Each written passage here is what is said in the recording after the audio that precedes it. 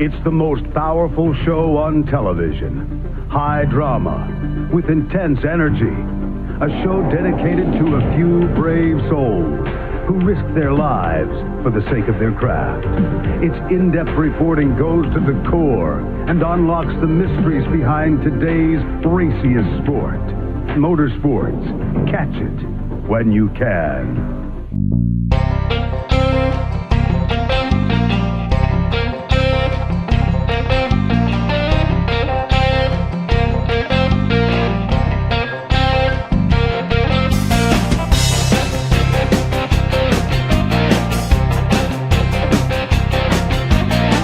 Hello everyone, welcome back to Post Tech. Today we move on to episode number 17, coming off of an exciting weekend of short track action out at the Mansfield Motorsports Park. And I'm going to try and get over today's information a little bit quicker than normal because we have two whole Camping World Truck Series races to cover today from both Michigan International Speedway and Memphis International Raceway. First off, some Camping World Truck Series news. Marcus Lemonis has added some extra incentive to the Triple Truck Challenge, which is coming up very soon. Obviously, there's the bonus money, which will remain, the $50K and so on and so forth if you continue to win the Triple Truck Challenge races. But if you win one of the races, you will get 2 full races of Camping World primary sponsorship. Win 2 of the races in the Triple Truck Challenge, and that's 4 races of sponsorship. As you can tell, it's exponential.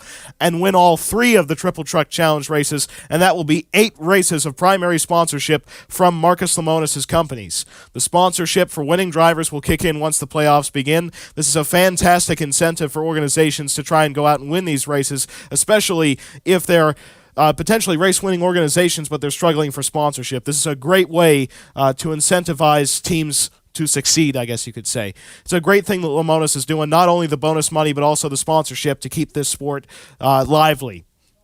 Ford is currently lobbying NASCAR to approve a new F-150 body for the Camping World Truck Series season, as the manufacturer has currently suffered a lack of downforce all season long. So Ford's actually trying to get this body in right before the playoffs begin. It's a little bit, I guess questionable, I guess you could say, to try and get a body swap mid-season, but this kind of stuff has happened before. I think it was 94 when they extended the bodies of the Pontiacs a little bit, even though that's been a long time ago and the sport was way different. This kind of stuff has happened before where a mid-season body change kicks in. 1989, they, 5 or 6 races in, went from the Monte Carlo to the Lumina, so it's happened before. And Ford's struggles this season have actually been most evident in their performance at super speedways where they have been exceptionally fast. Remember Daytona in the qualifying races where Hailie Deegan practically pulled the pack around the racetrack with almost no drafting help en route to a win in the Cometic Gasket Heat.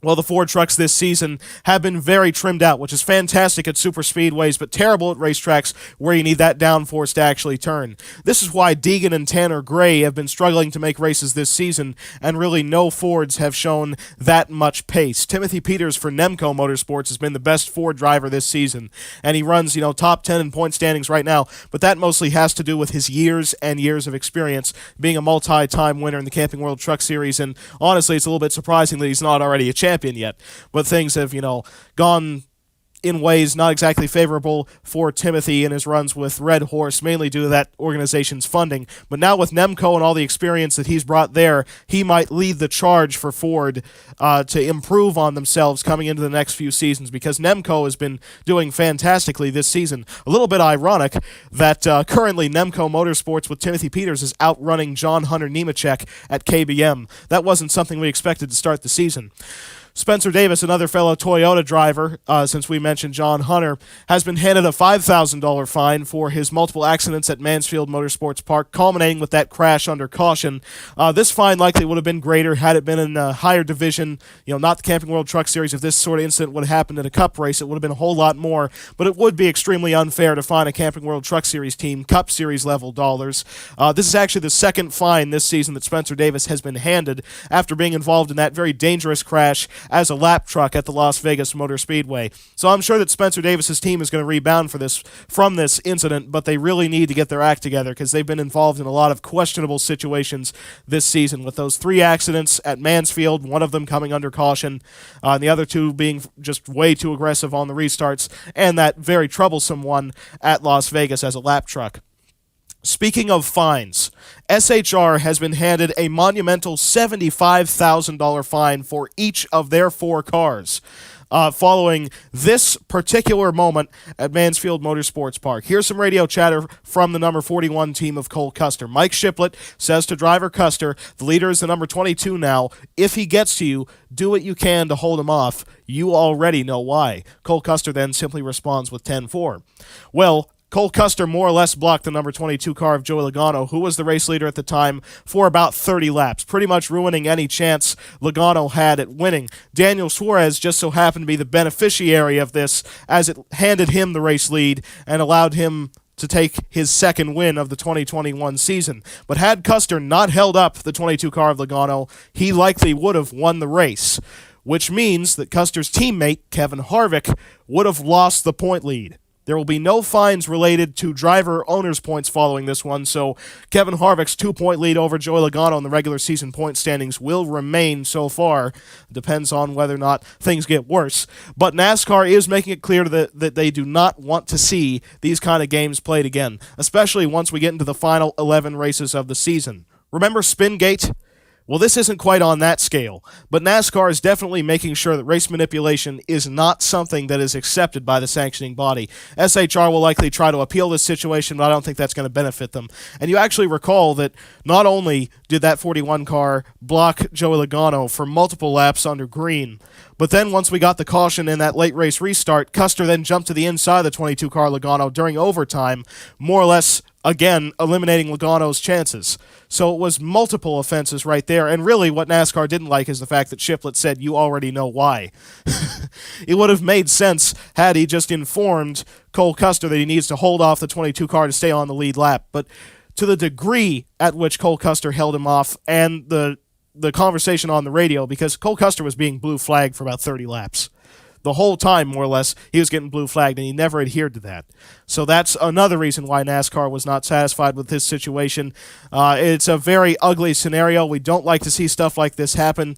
Like I said, no points fines, but that monetary fine for all 4 teams is certainly going to affect them. We have not heard word of crew chief suspensions or anything like that as of yet, but it's certainly going to hurt their quest for the regular season championship with driver Kevin Harvick receiving fines of this magnitude. It's obviously not the kind of gigantic fines we saw at a Spingate, $200,000 fines.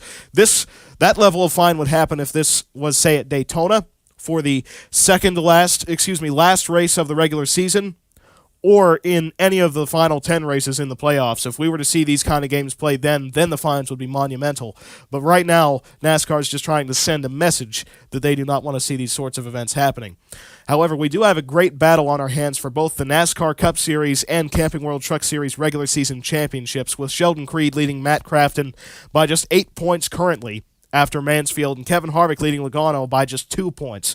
Granted, those fines for SHR might slow down their quest for that championship just a little bit, but we still have a lot of battling to go for that regular season championship at Daytona, which will be the final race of our first 26 in both the Truck Series and the Cup Series.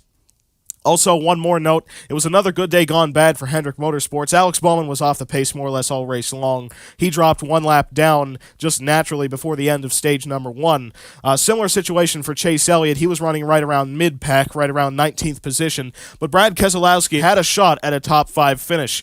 But Elliott, Keselowski, and Byron all had to come down pit road an extra time, dropping them a lap down. And the moment, more or less, that they came down pit road, we got a caution for Chris Buescher's crash on the front straightaway, which trapped those 3 Hendrick cars down a lap.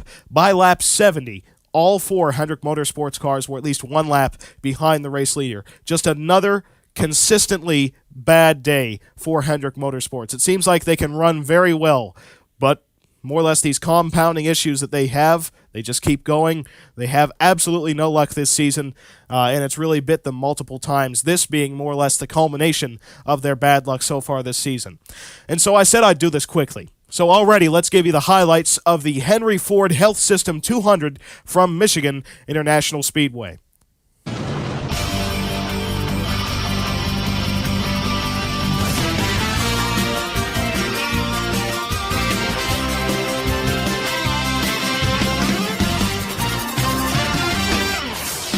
In the race analysis, today's event here at the Michigan International Speedway will take place over the course of 100 laps around this extremely fast 2-mile racetrack, with stage number 1 ending on lap 25 and stage 2 ending on lap 50.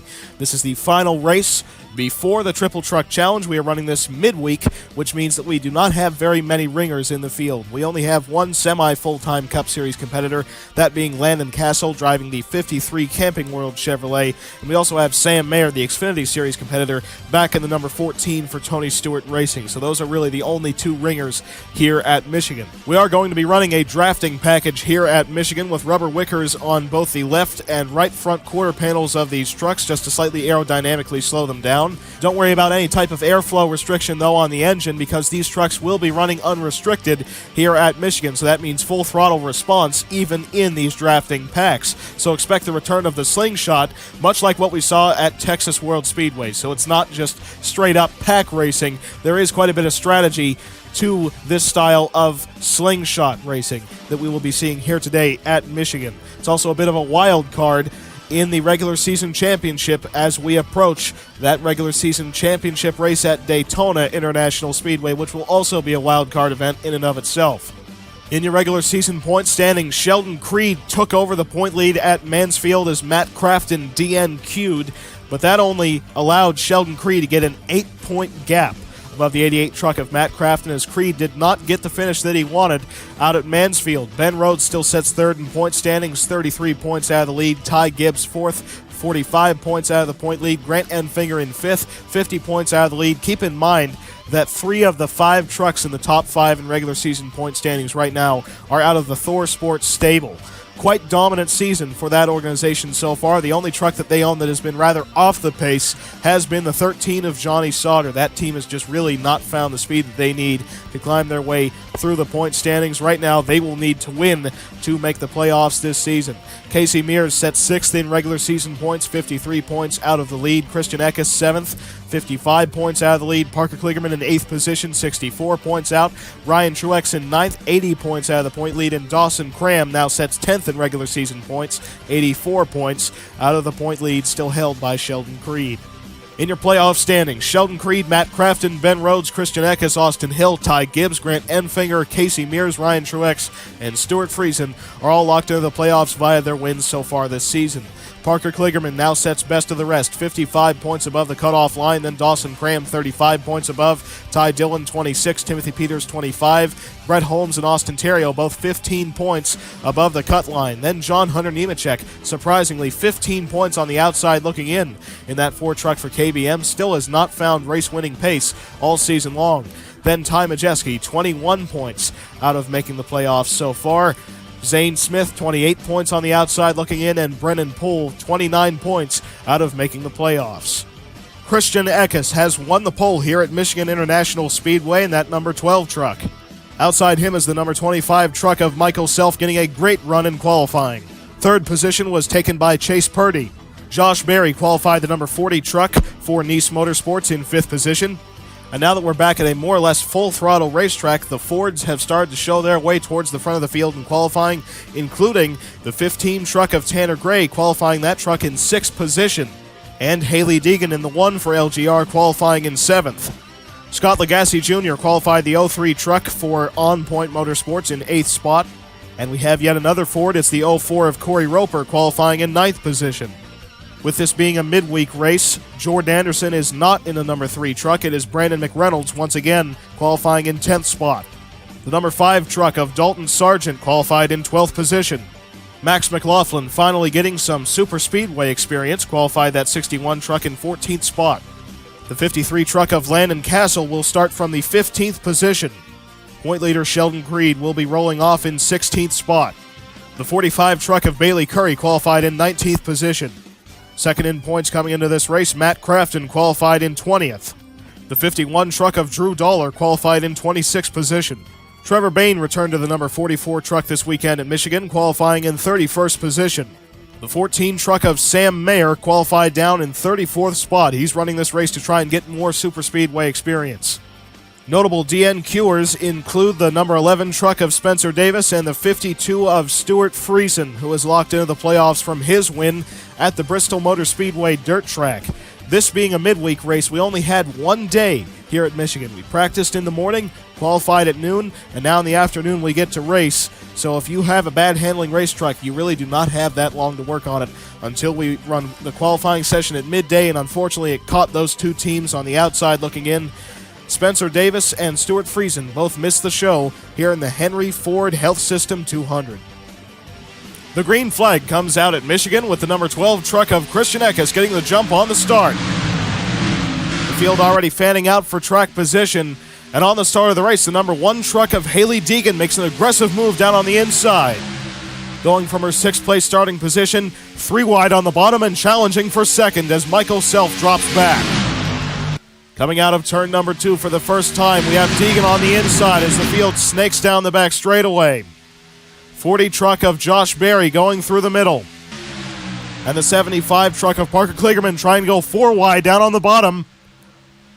That forces the number 1 truck of Haley Deegan to drop back as the 75 gets loose off of turn 4. The 40 truck of Josh Berry takes up second, the NASCAR Xfinity Series regular, with some help coming from the 03 truck of Scott Lagasse Jr. On lap 2, the 5 truck of Dalton Sargent goes just a little bit too wide entering turn number 1 and gets up into the outside wall. And the 5 truck for Phoenix Racing manages to not get ran over by the number 2 truck of Sheldon Creed behind him, as we have now a battle for second between Scott Lagasse Jr. and Josh Berry. On lap number 3, the 03 truck of Scott Lagasse Jr. gets a great push from the 25 of Michael Self to get to the inside of the 12 of Christian Eckes, side by side down the back straightaway. And into turn number 3, the 03 truck of Scott Lagasse Jr. takes away the race lead on the 3rd lap. But to begin lap number 4, Haley Deegan makes a 3-wide move down on the inside of Michael Self and Scott Lagasse Jr. with some help coming from the 3 truck, but then Brandon McReynolds almost goes 4 wide on the exit of turn number 2, disrupting some of the momentum out of the 1 truck of Deegan as the 1 drops back and in line behind the 25 of Self. The 25 and 03 trucks of Michael Self and Scott Lagasse Jr. ran side by side for multiple laps until finally on lap number 5, the 12 truck of Christian Eckes hooks up with the 03 of Scott Lagasse Jr. coming off of turn number 4, allowing Lagasse to take away the race lead. On lap number 6, the 16 truck of Austin Hill gets up into the outside wall in turns 3 and 4. Pretty heavy right side damage on the Hattori Racing Enterprises number 16 Toyota Tundra. On lap number 7, Parker Kligerman sees the field going 4 wide right up in front of them, kind of slowing themselves down, and decides, you know what, they left some room down on the bottom, I'm going to go in 5 wide.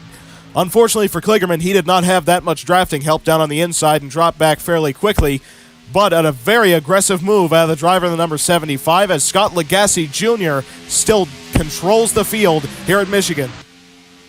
On lap number 8, Cup Series regular Landon Castle drafts down to the inside of the 03 truck of Scott Lagasse Jr. The 53 truck made his way through the field in the drafting madness and takes away the race lead on lap number 8. Landon Castle won earlier this season at the Nashville Superspeedway, trying to win his 2nd race of the season in his 3rd start. But on lap number 10, Parker Kligerman gets a great push from the 12 truck of Christian Eckes, getting down to the inside of the 53 truck of Landon Castle, taking away the race lead down the back straightaway. As the field still fanning out. Now 4 wide farther back as the 03 truck of Scott Lagasse Jr. drops back. On lap 11, the 53 truck of Landon Castle overdrives his entry into turn number 1 and actually gets up into the outside wall, quickly dropping back. As we now have a 3-wide battle coming out of turn number 2 with Max McLaughlin down on the inside, 31 truck of Ty Dillon trying to go 4 wide for the top spot. But still the 75 truck of Kligerman out front. On lap number 11, the 61 truck of Max McLaughlin gets pushed out front by the 31 of Ty Dillon, taking away the race lead as Josh Berry tries to go 4 wide for second. Lap 13, we have yet another 3-wide battle for the top spot. Ty Dillon down on the inside. 12 truck of Christian Eckes trying to go through the middle as the 61 truck of Max McLaughlin drops back at the start-finish line. The 12 truck of Christian Eckes actually edges out the 31 of Ty Dillon. But then Eckes gets put out of line by the 61 truck of Max McLaughlin. Josh Berry side drafts the 31 of Ty Dillon, allowing the 61 truck of Max McLaughlin to take the race lead once again here at Michigan. Incredible racing so far as the 03 truck of Scott Lagasse Jr. tries to make it 4 wide down on the bottom, with the 61 clearing. Max McLaughlin had to fight off a very strong charge from the competition for several laps up on the outside, but with a great push coming from Christian Eckes, McLaughlin finally fully clears the field on lap number 16 leading into 17. On lap 17, Drew Dollar in the number 51 truck completes an incredible save, gets accidentally up into the 44 truck of Trevor Bain, who also slides up into the 4 of John Hunter Nemechek. 51 gets clipped by the 16 of Austin Hill. Looks like he's headed straight down for the inside wall, catches it, turns it right back to the right, and stays off that wall and keeps going in the 51 truck for KBM. Great job out of Drew Dollar to keep that truck out of the wall. On lap 18, we get our first caution due to an accident of the day. The 46 truck of Chandler Smith tries to cut up in front of the 04 of Corey Roper. Roper is there. They make contact. 46 hard up into the outside wall. 04 truck up into the air just a little bit. 18 truck of Ty Gibbs got involved right up in front of the 88 of Matt Crafton, by the way. Close call there. 33 truck of Ryan Truex gets up involved in this. Quite a bit of damage there. And the 2 truck of Sheldon Creed also got involved, the point leader coming into this race. Racing back to the start-finish line, it was an all-out battle for position as the 61 truck got shuffled out, and the 75 truck of Parker Kligerman just barely edges out the 03 truck at the stripe. Following that accident, the only truck that is now out of the race is the 46 of Chandler Smith.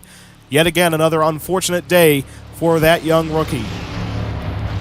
The green flag came out with just 3 laps to go in stage number 1. The 75 truck of Parker Kligerman got a very good jump on the restart, but that ended up hurting him, as the 53 of Landon Castle and 61 of Max McLaughlin tandem together on the restart and down to the inside of the 75 of Kligerman. Side by side coming out of turn number 2 with McLaughlin inching ahead. Then entering turn number 3, the 53 truck separates from the 61, and then the 30 of Brennan Poole tries to go 4 wide for the race lead, entering turn number 3. Coming out of the final corner, battle side by side now as the 30 and 75 trucks drop back. Max McLaughlin will lead at the start-finish line. Then down the back straightaway, we have a 3-wide battle for the top spot. 31 and 53 trucks working together on the inside, but then Ty Dillon tries to go onto the apron and make it 4 wide for the top spot, entering turn number 3. The 61 truck of McLaughlin drops back. 31 with almost no drafting help down on the inside, and Kligerman goes up to push the 53. Through the middle, 53 truck gaining time as we now have just 1 lap to go in stage number 1. Coming off of turn 2, the 53 truck gets the advantage with a great push coming from Parker Kligerman down into turn number 3 as Landon Castle tries to protect the lanes. And coming onto the front straightaway, Landon Castle moves down to block the 31 truck, and Castle will win stage number 1 here at Michigan. Landon Castle coming back to the Camping World Truck Series after scoring the victory as Haley Deegan goes around under caution. Under the cool down, the 30 truck of Brennan Poole moves up and makes contact with the 14 of Sam Mayer, turning Mayer down into the 1 truck of Deegan up in front of the field. Obviously not an intentional accident, but just way too many trucks running in a confined space. Then the 1 truck starts to slide down the racetrack, gets hit by the 13 of Johnny Sauter down into the 45, and then the 88 truck of Matt Crafton actually gets turned around in this mess as the 15 truck of Tanner Gray gets a little bit of damage out of this. Now the field just trying to slow up for the madness, but Matt Crafton gets turned around at the end of stage number 1. And out front, Landon Castle has taken home the stage number 1 victory in a close battle above the 31 of Ty Dillon, then the 03 truck of Scott Lagasse Jr., 75 of Parker Kligerman, and 1 of Haley Deegan, who unfortunately got turned around right after the green and white checkered flag. On lap 26, most of the lead lap field comes down pit road, being led by the 53 truck of Landon Castle. However, we had 3 trucks stay out, those being the 55 of Ty Majeski, 04 of Corey Roper, and 33 of Ryan Truex, who will restart first through third. First truck off of pit road was Ty Dillon, getting out in front of Scott Lagasse Jr. and Parker Kligerman. And unfortunately for stage number 1 winner Landon Castle, they have suffered a transmission problem. The truck is stuck essentially in neutral. That truck has still not gotten out of the pit stall. Landon Castle might be out of the race. A very tough break for this number 53 team after scoring a dramatic stage number 1 victory.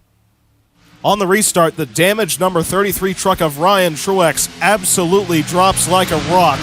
As you recall, he was involved in that accident involving Chandler Smith. Just absolutely no pace in that 33 truck, as the field has to essentially avoid him on the restart. And by the end of lap number 30, the 14 truck of Sam Mayer pushes the 03 of Scott Lagasse Jr. out front, and more or less meaning that all the trucks that stay out have already lost all the track position that they gained in doing so, with Sam Mayer now assuming the second position. Down to turn number 1, the 14 truck of Sam Mayer shoots down to the inside of the 03 truck of Scott Lagasse Jr., taking away the race lead down the back straightaway. Lap 32, the 75 truck of Parker Kligerman abandons the 14 of Sam Mayer up on the outside, with Kligerman taking away the race lead into turn number 3.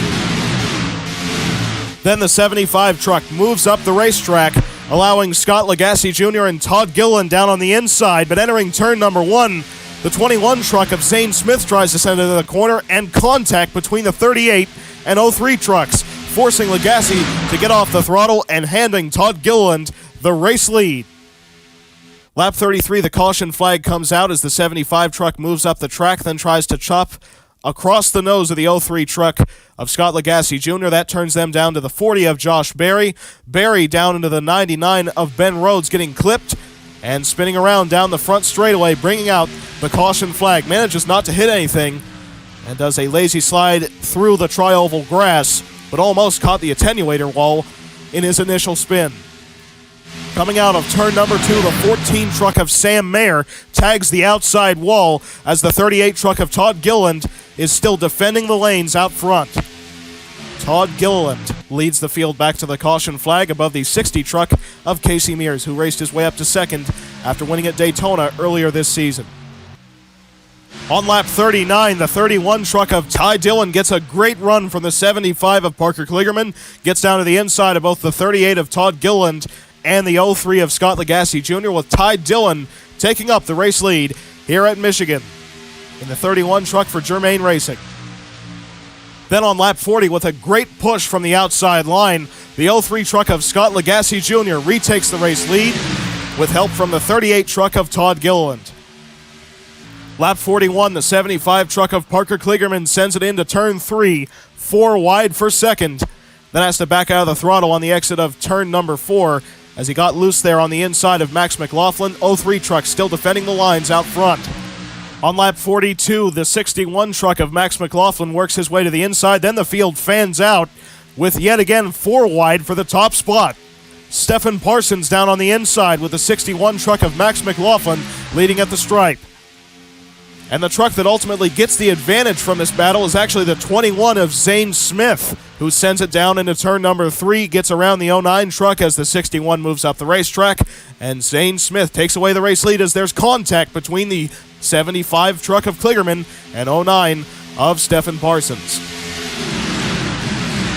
On lap 45, the 75 truck of Parker Kligerman takes away the race lead with a push coming from the 21 of Zane Smith. But then Kligerman gets moved up to the top of the racetrack, allowing a battle to form between Chase Purdy and Zane Smith down the front straightaway.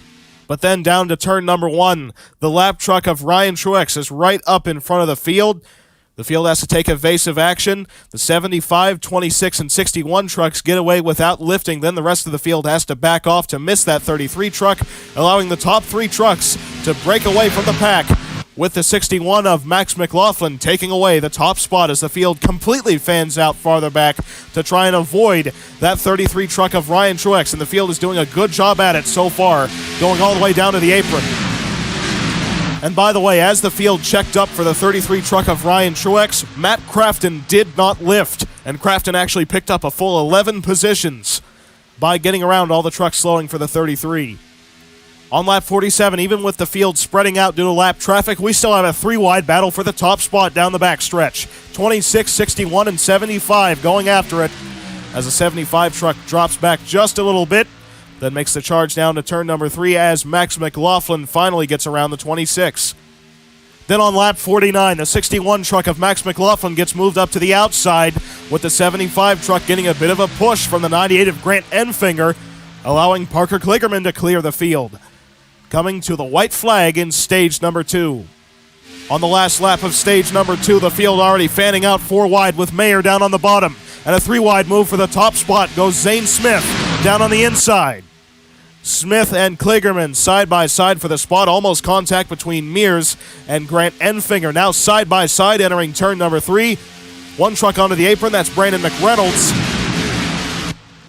As the 21 tries to crowd the 75 up the racetrack, Kligerman does not have very much drafting help coming back down to the start-finish line. It is going to be Zane Smith here at Michigan to win stage number 2.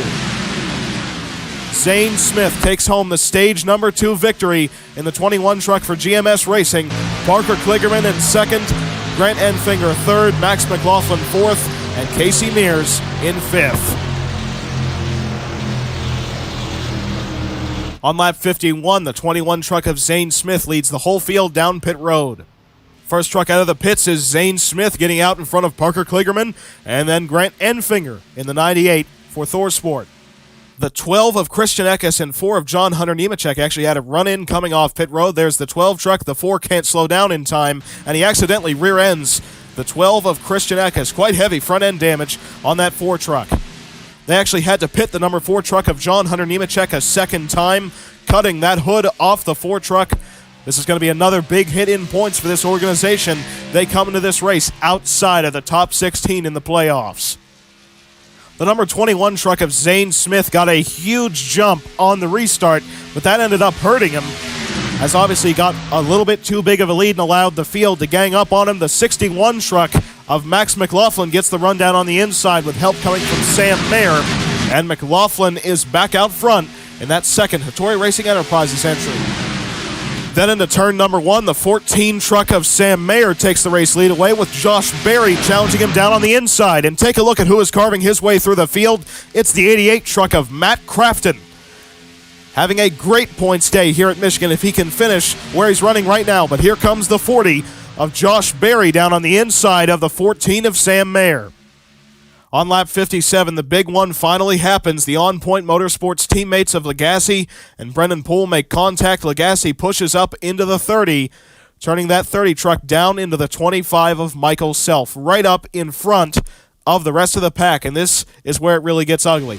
Then the field slides up into the 30, the 55, 3, 16, 5, 23, 44, 45, 51, 04, 2 truck of Sheldon Creed involved in this one. 31 with a hard hit.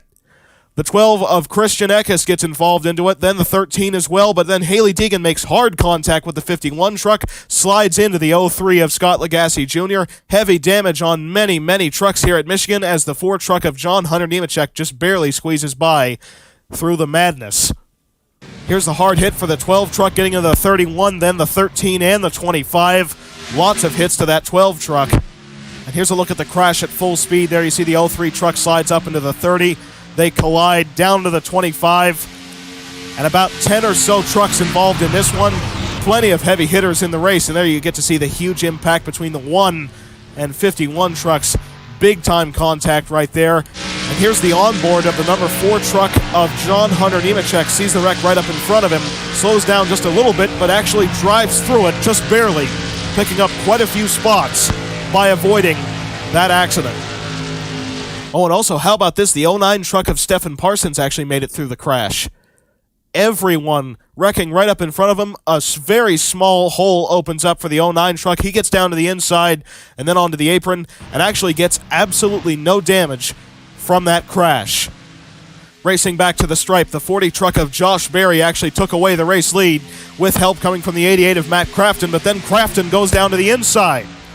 Matt Crafton trying to maximize points here at Michigan, inching ahead of the 40 back down to the start-finish line. And Matt Crafton actually takes away the race lead here at Michigan.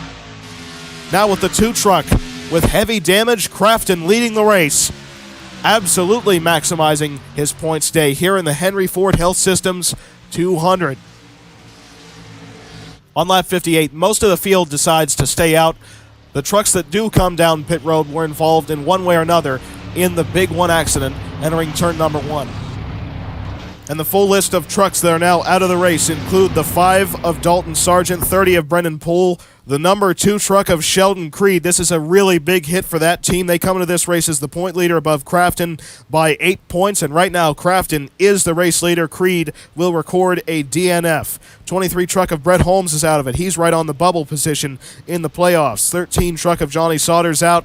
12 of Christian Eckes is out of the race. 33 of Ryan Truex is out. The 1 truck of Haley Deacon is now out of the race, as well as the 51 of Drew Dollar. Quite a few trucks out of the race after that gigantic accident on the entry to turn number 1. That's, I guess, the byproduct of drafting-style superspeedway racing. On lap 62, Timothy Peters goes down to the inside of Matt Crafton, challenging him for the race lead, but the 60 truck of Casey Mears gets the run. Restarted the race in 6th position, and down into turn number 3, Mears takes away the race lead with some help coming from the 61 of Max McLaughlin. Lap 63, the 92 truck of Austin Terrio chases the 60 up the racetrack, and Terrio takes away the race lead for Brad Keselowski Racing. Lap 65, the 38 truck of Todd Gillen gets the run on the 92, side drafts him through turns 1 and 2, and takes away the race lead coming on to the back straightaway. Lap 66, the 75 truck of Parker Kligerman gets the run to the inside, goes 3 wide underneath both Crafton and Gilliland, and takes away the race lead coming out of turn number 2 as the 09 truck of Stephen Parsons gets up into the wall.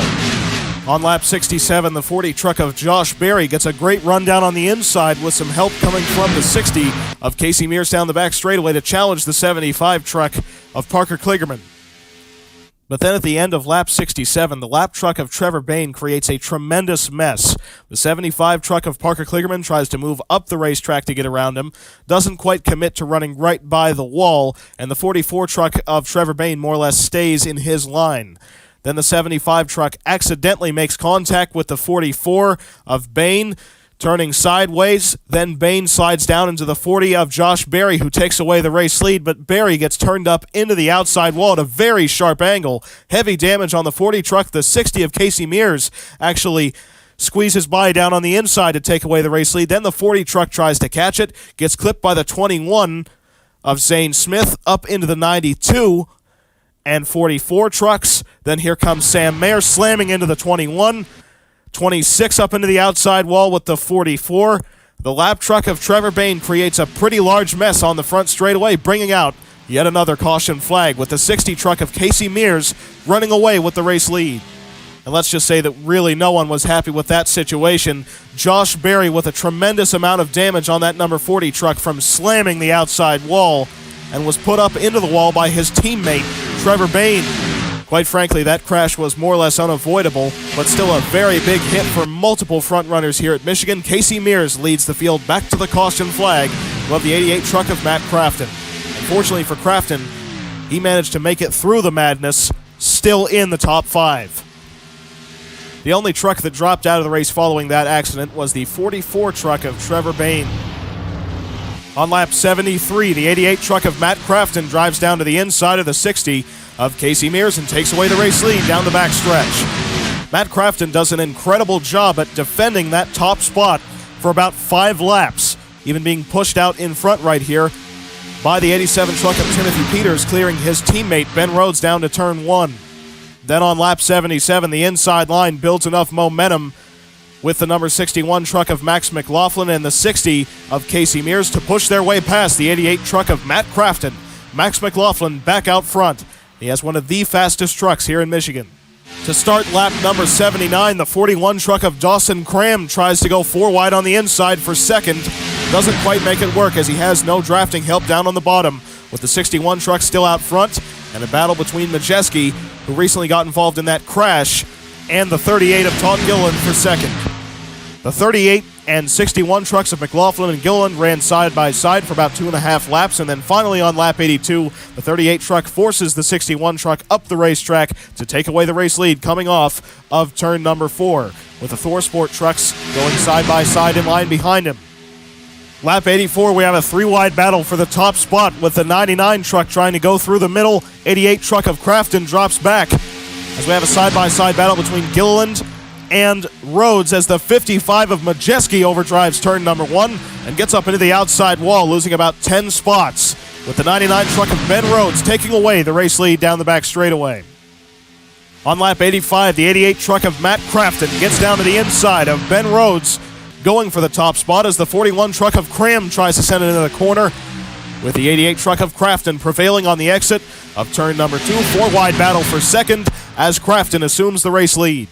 Then with 15 laps to go, we have a nearly 5-wide moment on the exit of turn number 2 as the 38 truck drops back and gets up into the outside wall, with Casey Mears trying to make it work all the way down on the bottom, going now 4 wide for second. Mears drops back in line. On lap 87, Matt Crafton has a decision to make how to pass the 25 of Michael Self and 4 of John Hunter Nemechek, those 2 lap trucks. He tries to go up to the outside, but actually gets boxed in, allowing the 41 of Dawson Cram to shoot by down on the inside, taking away the race lead for Cram Racing Enterprises. The 92 truck of Austin Terrio assumes second position. 88 truck of Matt Crafton gets stuck up in the third lane, with Dawson Cram now defending the lines here at Michigan out front. On lap number 89, the 55 truck of Ty Majeski has raced his way up into second position, driving pretty much a wrecked race truck as the 88 truck of Matt Crafton has started to drop back. On lap 90, the 61 truck of Max McLaughlin builds the run on the 41 of Dawson Cram, pulls the slingshot down to the inside, and Max McLaughlin takes away the race lead on the entry to turn number 3. Coming to just 10 laps to go here at Michigan as the 88 truck of Matt Crafton starting to make his way back towards the front of the field, now running in third, going for second. Entering turn number 1, the 88 truck of Matt Crafton gets down to the inside of the 61, but then Ty Majeski abandons him. Majeski goes to the bottom with help from Crafton's teammate Grant Enfinger, putting Crafton in the middle, but then Enfinger goes to the very inside on the apron. Still 4 wide through turns 3 and 4 as the 61 truck of McLaughlin tries to make it work on the very outside as the 98 backs off on the exit of turn number 4, back down to 2 wide with the 61 leading the lap. Crafton and McLaughlin run side by side for 2 laps. Then the 61 truck overdrives the exit of turn number 2, allowing the 88 truck to clear him on the back straightaway. 41 of Dawson Cram trying to make a run through the middle as the 87 truck of Timothy Peters drops back just slightly. On lap 94, the 41 truck of Cram has made his way up into second, gets the run on the 88 on the exit of turn number 4, side by side down the front straightaway as Dawson Cram tries to side draft Matt Crafton, and their pushers from behind start to drop back. Cram moves Crafton up the racetrack just a little bit on the exit of turn 2, and the 41 truck clears the field down the backstretch. Cram trying to hold on for the final 6 laps here at Michigan, but here comes Crafton back up on the outside. Lap 97, Crafton and Cram still side by side for the top spot. Down to turn number 1, the 41 truck's got some drafting help from the 55 of Majeski as the 88 truck tries to send it in and slides up the racetrack. Dawson Cram has cleared the field with just 4 laps to go. Entering turn 1, Cram and Majeski battle side by side for the top spot. Majeski has a slightly damaged race truck as Dawson Cram is trying to go for his first career Camping World Truck Series victory, but here comes Kligerman down on the inside. Parker Kligerman trying to go 3 wide for the race lead, but he side drafts the 55 truck back. 41 of Cram trying to clear the field now down to turn 3. Lap 99, the 41 and 88 trucks working together up on the outside. Crafton trying to push Cram out front to have a shot at the victory himself. Down the back straightaway, Cram will clear the field as the 55 and 75 trucks drop back. Now just 1 lap to go here at Michigan. Matt Crafton in a battle for second. Here comes Gilliland, 4 wide on the inside. This is a perfect opportunity for Dawson Cram to try and break away. 88 truck of Crafton drops back. 55 of Majeski assuming second. 87 of Peters up into the outside wall.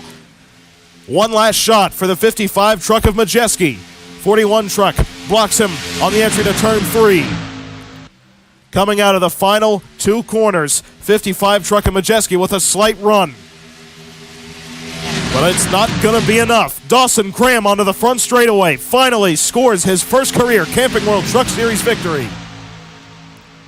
Cram has done it in his self-owned number 41 Hustler Chevrolet. Dawson Cram will take home the victory in the Henry Ford Health System 200 at Michigan. Edging out Ty Majeski at the start-finish line. And you know what? Majeski actually finished runner-up at Texas World Speedway as well. So more or less deja vu for the driver of the number 55 truck. And a great performance out of Cram, locking himself into the playoffs. Following the race here at Michigan, Matt Crafton has now taken over the point lead from Sheldon Creed, now with a 17-point margin between the 88 and 2 trucks. Crafton, with his extreme consistency this season, once again scores another top 10 finish here at Michigan as Sheldon Creed DNF'd in that big one. Ben Rhodes still sets third in regular season points, 32 points out of the point lead. Grant Enfinger picks up one spot to fourth, 44 points out. Casey Mears picks up a spot to fifth. He has 49 points out of the point lead. Parker Kligerman picks up a full 2 spots in regular season point standings for Henderson Motorsports. They've been having a great run all season long. Now up in 6th position, 55 points out of the point lead. Ty Gibbs drops down a full 3 spots in point standings due to his tough finish here at Michigan, now in 7th, 56 points out of the point lead. Dawson Cram, with his first career Camping World Truck Series victory, moves up to 8th in regular season points, 68 points out of the point lead. Christian Eckes loses 2 spots in standings down to 9th. He is now 75 points out of the point lead, and Timothy Peters picks up 2 spots in points to 10th, 94 points out of the point lead. Keep in mind, your top 11 runners are still 100 points within the regular season point lead. And now in your playoff standings, Crafton, Rhodes, Eckes, Hill, Creed, Enfinger, Mears, Gibbs. Add Dawson Cram to that list. Truex and Friesen are all locked into the playoffs via their wins so far this season. Only 5 spots are up for grabs through points. The rest have been taken through wins. Parker Kligerman is still best of the rest, 67 points above that cut line. Then Timothy Peters, 23 points above so far. He will be the only Ford to make the playoffs at this current rate. Ty Dillon is 24 points above the cutoff line. Austin Terrio is 20 points above. And Ty Majeski is 8 points above the cutoff line. Brett Holmes on the outside looking in. That's your defending ARCA Menard Series champion, 8 points out. John Hunter Nemechek, 17 points out of making the playoffs this season. Zane Smith, the stage number 2 winner here at Michigan, unfortunately got involved in that accident with Trevor Bain and Sam Mayer. He is now 25 points on the outside looking in, and Brennan Poole is 35 points from making the playoffs. That's almost must-win territory. And so now we'll be back to give you the race highlights of the Memphis 200 from Memphis International Raceway. In the race analysis, today's event here at Memphis International Raceway will take place over the course of 200 laps around the 3/4 of a mile oval here in Tennessee, with stage number 1 ending on lap 50 and stage 2 coming to its conclusion on lap 100. Keep in mind, this racetrack has a very old and abrasive asphalt surface. It will chew up tires rather quickly. Expect quite a few tire strategy situations happening over the course of the race here at Memphis.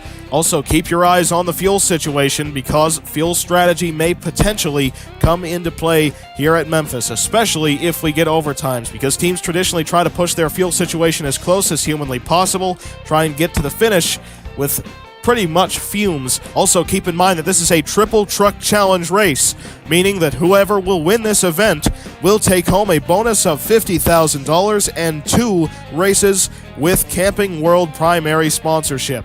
And because this is a race of the trip, we do not have any drivers who are not declared for Camping World Truck Series points in the field. Only Truck Series regulars are allowed in this and the next 2 events. Grant Enfinger has won the pole here at Memphis International Raceway in the Camping World Truck Series return to this facility. Christian Eckes, the pole sitter from Michigan, qualified outside pole here at Memphis. Here's a big surprise. Jesse Little qualified the number 97 truck in third position. Because this is a triple truck challenge race, Josh Berry could not participate in it in the number 40 truck. Will Rogers is still out of this truck due to his injuries at Watkins Glen, so Blake Cook will be piloting the number 40 truck for Nice Motorsports here at Memphis, and he qualified in sixth position. A great run in single truck qualifying. 88 truck of Matt Crafton qualified in 11th position. 51 truck of Corey Heim qualified in 13th. 2 truck of Sheldon Creed qualified in 14th position. Number 99 truck of Ben Rhodes qualified in 16th. Number 03 truck of Danny Bone qualified in 19th position. Number 3 truck of Brandon McReynolds qualified in 21st. The number 53 truck of Tim Richmond qualified in 25th position, Richmond making his first career Camping World Truck Series start. The number 17 truck of Taylor Gray will roll off in 29th position. The 5 truck of Jake Finch qualified in 30th. Bailey Curry is back in the 44 truck this weekend and qualified down in 31st position. And Max McLaughlin qualified the 61 truck for Hattori Racing Enterprises in 35th. Notable DNQers include, guess what, Haley Deegan and Tanner Gray. They both did not make the field here at Memphis. The other Fords that qualified for this race will roll off in 23rd, 26th, 29th, and 40th. So you can really tell why Ford is trying to get that new F-150 body approved very, very soon. They have been struggling tremendously on these downforce racetracks. And at the drop of the green flag, that number 97 truck of Jesse Little is hooked up. Little gets down to the inside of the 12 truck of Christian Eckes, taking up second right on the start of the race. The number 13 truck of Johnny Sauter also gets around the 12 of Christian Eckes. Sauter moving up into third position. The number 2 truck of Sheldon Creed started the race in 14th position, but got freight trained continuously up on the outside line, and by lap number 7, he dropped all the way down to 34th position. A big hit already in points for Sheldon Creed. On lap number 7, the 99 truck of Ben Rhodes makes contact with the 26 of Chase Purdy, turning Purdy down into the 22 truck of Austin Wayne Self. Chase Purdy spins around down the back straightaway, bringing out our first caution flag of the day. On lap number 8, most of the lead trucks stay out. However, the 55, 33, 92, and several others come down pit road. Already, we're starting to see elements of tire strategy. On the restart, the 97 truck of Jesse Little pulls the crossover on the 98 truck of Grant Enfinger, and Jesse Little takes away the race lead down into turn number 3. A big surprise already out of this organization early on here at Memphis. Derek Kraus now moves up to second, Blake Cook into third. Then on lap 16, the caution flag waves once again. 75 truck of Parker Kligerman slides up the racetrack, gets hit by the 24 of Raphael Lassard, and turned down into the 26 of Chase Purdy. So Purdy already involved in the first 2 accidents of the day. 75 truck gets fully turned around. 26 hits the inside wall fairly hard, as well as the 75 truck. And remember that 75 truck of Kligerman is racing for a playoff spot. He has a pretty good advantage above the cut line right now, but this may hurt his run for a playoff spot. Lap 17, most of the leaders come down pit road with the exception of Ryan Truex, Tim Richmond, and Casey Mears, who will stay out and assume the top 3 positions. First truck off of pit road is Kraus, getting out in front of Danny Bone and Matt Crafton. The 97 truck of Jesse Little lost quite a bit of track position coming off of pit road. But the biggest loser out of the pits was the 98 truck of Grant Enfinger, losing about 15 positions coming off of pit road. On the restart, while running in 35th position, the 46 truck of Chandler Smith actually tags the outside wall and slides down to the 25 of Michael Self, but they managed to keep it going. Also, make note of Sheldon Creed running right at the tail end of the field in 42nd position, while Crafton resides in 5th. On lap 26, the 25 truck of Michael Self really gets on the throttle early on the exit of turn number 4, makes contact with the 24 truck of Raphael Lassard, turning him around on the front straightaway. He manages not to hit anything, but he does bring out our third caution flag of the day. On lap 27, the top 3 runners, which stayed out on the last caution, now come down pit road with the 3 truck of Brandon McReynolds assuming the race lead here at Memphis. Stuart Friesen will restart in second, then Brett Holmes in third. Immediately on the restart, the 52 truck of Stuart Friesen gets the drive off on the exit of turn 2, taking away the top spot off the 3 truck of Brandon McReynolds, with the 19 of Derek Kraus assuming second. On lap 32, the 53 truck of Tim Richmond has to come back down pit road for a vibration, likely a loose wheel on the 53 truck. Tim Richmond does in fact drop 1 lap down behind race leader Stuart Friesen after having to come down pit road a second time, as the 88 truck of Matt Crafton has now assumed 3rd position. Lap 35, we have a fairly big crash with the 40 truck of Blake Cook sliding up the racetrack into the 03 of Danny Bone. Well, actually stays off of him, but then Camden Murphy really overdrives the exit of turn number 4, makes contact with the 40. Then Blake Cook goes into a spin, gets fully turned around by the 09 truck of Stephen Parsons, and then here comes the pole sitter of Grant Enfinger with a hard impact into the 40, and contact was also made between Blake Cook and the 30 truck. Then the 55 of Majeski gets involved, 22 of Austin Wayne Self. Quite a large accident on the front straightaway here at Memphis, with an awful lot of damage on the front end of the 98 truck of Grant Enfinger. Here's the impact to the front end of the 98 truck in real time. A big hit right there for Enfinger. Also, the 33 of Ryan Truex got put up into the outside wall. Lap 36, most of the lead lap trucks come down pit road, with the number 42 truck of Carson Hocevar staying out and assuming the race lead above the 03 of Danny Bone, 33 of Ryan Truex, and 60 of Casey Mears. Stuart Friesen was first off pit road above the number 19 truck of Derek Kraus and 88 of Matt Crafton. And following that very large crash on the front straightaway, the only truck that is out of the race is the number 98 of Grant Enfinger. Tough break for the pole sitter here at Memphis.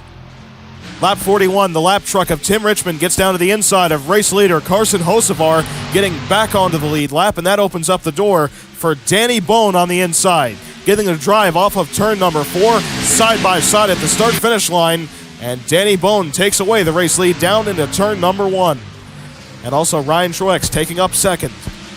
Then Ryan Truex comes down pit road on lap 42 under green, has a tire going down on that number 33 machine. You recall he was involved in that front straightaway accident. Well, he did not pit for any damage repairs, so the fender rub on the right front finally got bad enough to where they had to pit for tires. Lap 43, even more trouble for Chase Purdy as he gets up into the outside wall on the exit of turn 2.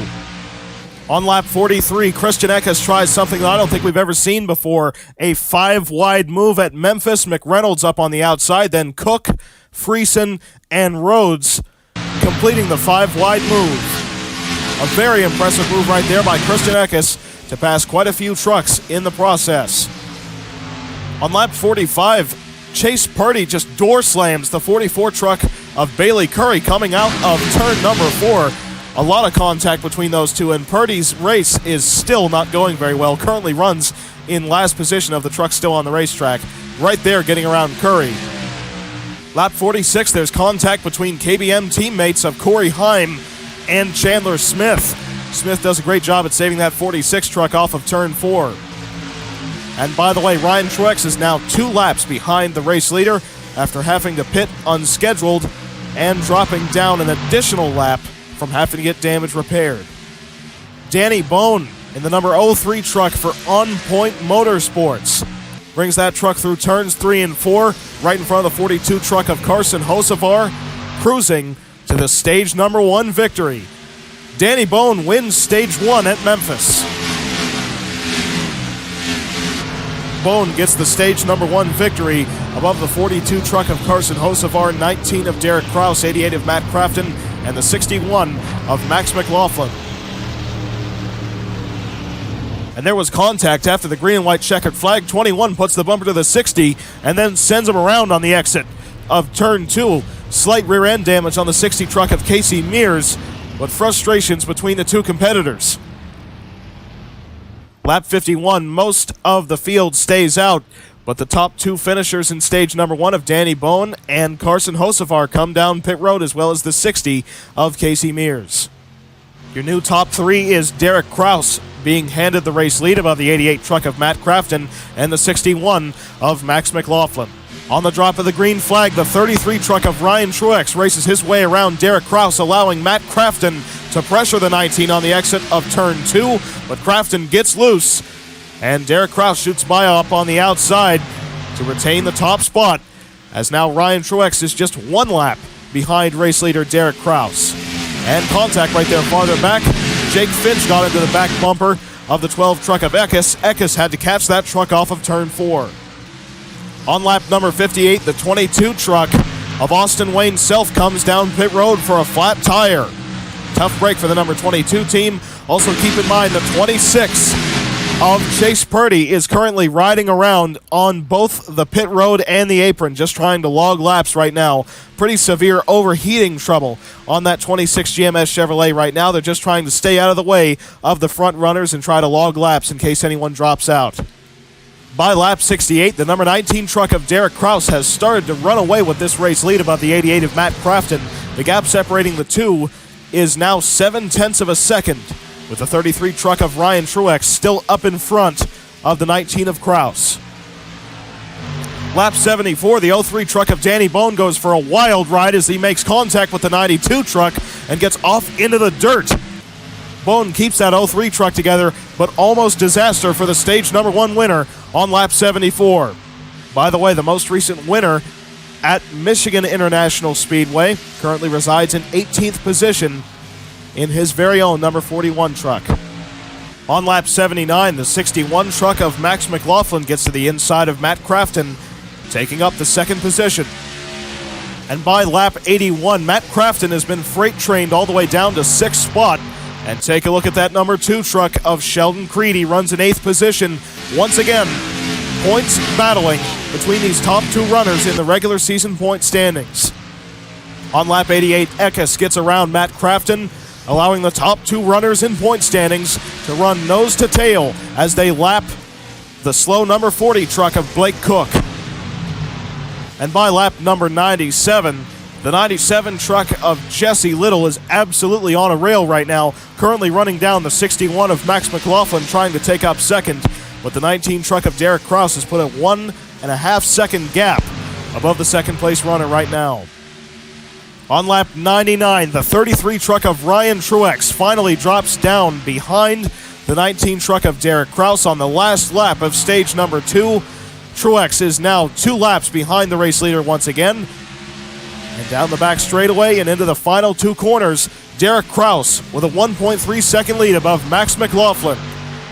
Out of the final corner, Kraus will win stage number 2 here at Memphis International Raceway. Derek Kraus absolutely dominates stage number 2 here at Memphis en route to the stage 2 victory above the 61 of Max McLaughlin, 97 of Jesse Little, 21 of Zane Smith, and 23 of Brett Holmes. On lap 101, Derek Kraus leads the entire lead lap field onto pit road. First truck out of the pits is Kraus above McLaughlin, Holmes, Zane Smith, and then Sheldon Creed getting off in 5th position. Once again, the number 97 truck of Jesse Little lost quite a bit of track position off of pit road. But more importantly, the 88 truck of Matt Crafton has dropped down to 17th with a bad pit stop. So now, Sheldon Creed is going to restart in 5th, Matt Crafton all the way down in 17th. This is the back and forth battle that we've seen all season long in regular season points. On lap 106, the 31 truck of Ty Dillon goes 4 wide through turns 1 and 2 as the GMS teammates of Zane Smith and Sheldon Creed slide up the racetrack. Ty Dillon has made his way up into 4th position with that very aggressive move. The caution flag comes out on lap number 106. A 4-wide move coming off of turn 4 does not work. 88 truck of Matt Crafton gets hit into by the 38 of Todd Gilliland. Turned down into the 41 of Dawson Cram, the most recent winner at Michigan. Then Cram gets turned up in front of the field, as well as the 38 of Gilliland, up into the 46 of Chandler Smith, the 5 of Jake Finch involved in this one. Then oncoming traffic, 13 truck barely misses him, but then the 60 of Casey Mears plows right into the 41 of Dawson Cram. Heavy damage on that number 41 truck in a multi-truck crash on the front straightaway here at Memphis. On lap 108, we have a bit of a split in pit strategy, with race leader Derek Kraus coming down pit road, as well as the 31 of Ty Dillon, 17 of Taylor Gray, and several others, including the 88 truck of Matt Crafton, come down pit road, and the 21 of Zane Smith as well. But quite a few trucks have opted to stay out. The 61 truck of Max McLaughlin has stayed out and will assume the race lead above the 23 of Brett Holmes and the 87 of Timothy Peters. Rather impressive to see a Ford already up into third position. Following that big wreck on the front straightaway, the only two trucks out of the race are the 41 of Dawson Cram and the 60 of Casey Mears. And how fortunate is it for Cram that he won at Michigan, because this would be a huge hit in points if he was still racing to try and point his way into the top 16. And folks, the trucks who all came down pit road will be restarting 22nd on back. There you see the 19 of Derek Kraus. He was the first truck off. Right on the restart, the number 23 truck of Brett Holmes corners down to the inside of the 61 of Max McLaughlin, gets the drive on the exit of turn number 2 and onto the back straightaway. Brett Holmes is now the race leader here at Memphis. And remember that Holmes is racing right on the playoff bubble. He's trying to win his way into the playoffs this season. Also, the lap truck of Blake Cook makes contact with the lead lap truck of Stuart Friesen coming off of turn number 4. Very dicey moment right there as the 40 then slides down to the 12. Very fortunate for everyone to keep it together on the front straightaway. Lap 114, the 88 truck of Matt Crafton takes a bit of a defensive line into turn number 3 and gets hit in the back bumper by the 17 of Taylor Gray, almost sending that 88 truck around. Lap 115, the 87 truck of Timothy Peters has gotten around the 61 to take up second position. Right now, Brett Holmes has 2 lap trucks separating him from Timothy Peters, which has allowed Holmes to put a more than 1 second gap above the second place runner. Lap 119, the 12 truck of Christian Eckes takes away second position off the 87. Lap 121, the intense battle for position between Taylor Gray and Matt Crafton continues. Crafton slides up into the 17 of Gray, turning him across his nose and down into the dirt on the front straightaway, but then the 17 forces that 88 truck up the racetrack through turns 1 and 2, clearing him out of the second turn. I'm sure this is frustrating Crafton, as that number 2 truck of Sheldon Creed runs pretty far ahead of him right now. Lap 123, the 13 truck of Johnny Sauter makes very hard contact up into the outside wall coming off of turn 4. That truck is pushing very severely, and a hit that hard up into the outside wall definitely isn't going to help it handle. Lap 126, the number 52 truck of Stuart Friesen takes up second position off the 12 of Christian Eckes. And how about this on lap 131 here at Memphis? The 11 truck of Spencer Davis runs in 4th position. A great rebound from the most recent race at Michigan, where he DNQ'd after being fined that $5,000 after his antics at Mansfield. And also a great run right now for that 51 truck of Corey Heim. Heim making his second career Camping World Truck Series start. He wrecked out early at IRP, not of his own fault. But Heim, a very experienced ARCA Menard Series competitor already, runs fantastically in that series, starting to prove his worth in the Camping World Trucks. Lap 136, the 12 truck of Eckes gets back down to the inside of the 52 of Stuart Friesen, taking up second, as that 23 truck of Brett Holmes is still running away with the race lead. Lap 138, the 87 truck of Timothy Peters is getting held up by the 30. The lap truck of Brennan Poole, he makes contact with the 30, actually makes contact as well with the 16 of Austin Hill, and still that 30 truck of Brennan Poole will not move out of the way. In fact, uses him up just a little bit on the entry to turn 1. Lap 139, the battle for second continues. Stuart Friesen retakes it off the 12 truck of Christian Eckes, and that actually allows Spencer Davis to move up into third position in that number 11 truck. Lap 146, the 11 truck of Spencer Davis gets to the inside the 52 of Friesen, taking up second position, with only 1 lap truck separating him from the 23 truck of Brett Holmes. A fantastic run for Davis here at Memphis. On lap 158, there is finally no lap traffic separating first from second, but still that 23 truck of Brett Holmes holds about a 1.5 second gap above the 11 truck of Spencer Davis. On lap 159, the 16 truck of Austin Hill has to come down pit road as a flat tire on his Hattori Racing Enterprises Tundra. Lap 161, the 12 truck overdrives the exit of turn 4, gets up into the outside wall, allowing Danny Bone and Corey Heim to his inside. Lap 166, the pit window opens up. Second place runner Spencer Davis hits pit road, as well as the 19 of Derek Kraus. That is the stage number 2 winner. Lap 167, the number 12 truck of Christian Eckes, who runs in 6th position, hits pit road, as well as the 4 of John Hunter Nemechek, who was running in 16th. Lap 169, the 03 truck of Danny Bone has now assumed 2nd position with the trucks that were running up in front of him coming down pit road, but still Brett Holmes holds the race lead in that 23 truck for GMS. Lap 172, the number 2 truck of Sheldon Creed has just raced his way up into 4th, getting around both Max McLaughlin and Stuart Friesen. The 88 truck, however, runs down in 17th position. Lap 178, the number 44 truck of Bailey Curry comes down pit road, but still the race leaders are still on the racetrack, including Brett Holmes, Danny Bone, and Corey Heim, who has raced his way up into 3rd position, the 51 truck for KBM. On lap 183, we had an awful lot of action. The number 19 truck of Derek Kraus makes contact with the left rear quarter panel, the 88 truck of Crafton, coming out of turn number 2. Farther back, you can also see Tim Richmond make contact with the 3 of Brandon McReynolds. He manages to catch it, but then the 19 truck turns right into the 88 of Crafton, sending them both up into the outside wall. Matt Crafton with heavy damage on that number 88 truck as the point leader as the caution flag waves. That means that this caution has trapped all the trucks that came down pit road behind the race leader by at least 1 lap. We also had Johnny Sauter make contact with the 22 truck of Austin Wayne Self coming out of turn number 2, sending Self around. 2 separate accidents on the same lap. And here's the Matt Crafton accident in real time. Right there, the 19 truck drives right into his left rear quarter panel. Down the back straightaway, they're going 3 wide, squeeze right up into each other and up into the outside wall. Hard hits for both competitors, quite a bit of damage on that 88 truck of Crafton as they chase the regular season championship. Crafton, however, was fortunate enough to stay on the lead lap.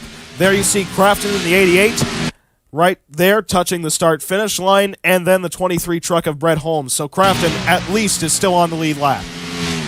Also, the 51 truck of Corey Heim stole 2nd off the 03 of Danny Bone back to the start-finish line. On lap 184, all the lead lap trucks come down pit road for a restart with less than 15 laps to go. First truck out of the pits is Brett Holmes, getting out in front of Corey Heim, then Stuart Friesen and Danny Bone.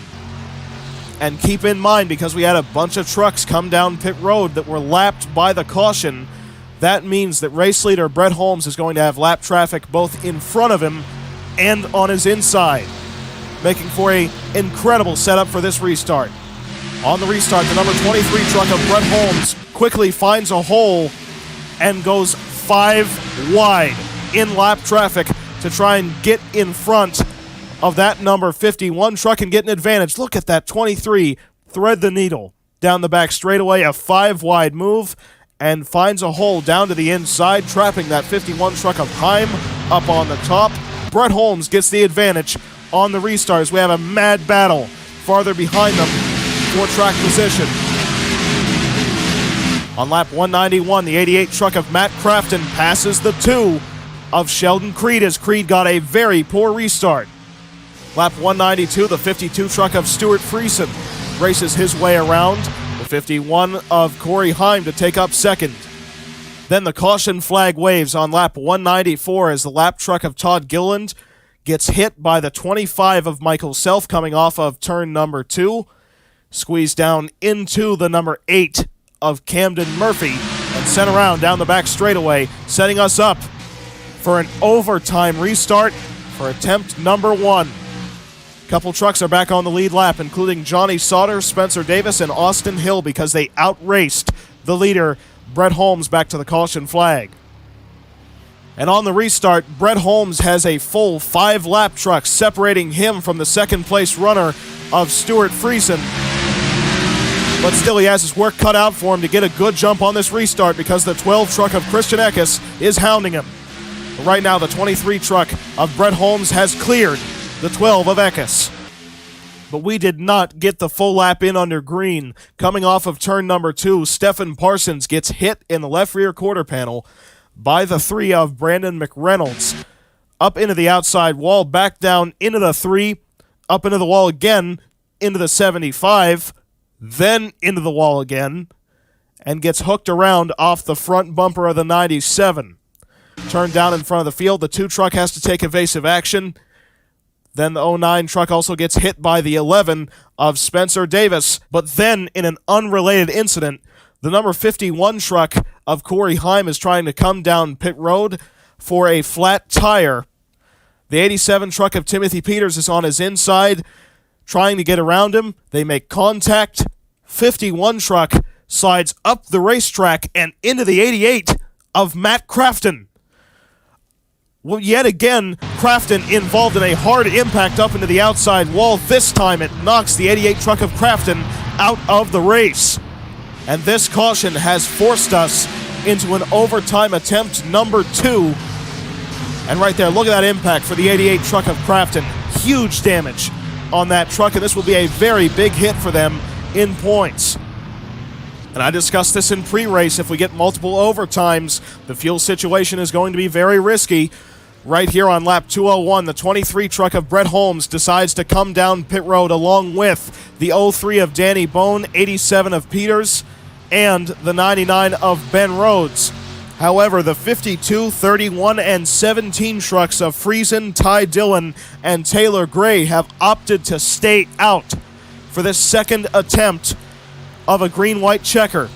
We do not know if they have enough fuel to make it to the end, but they're going to definitely try and chance it.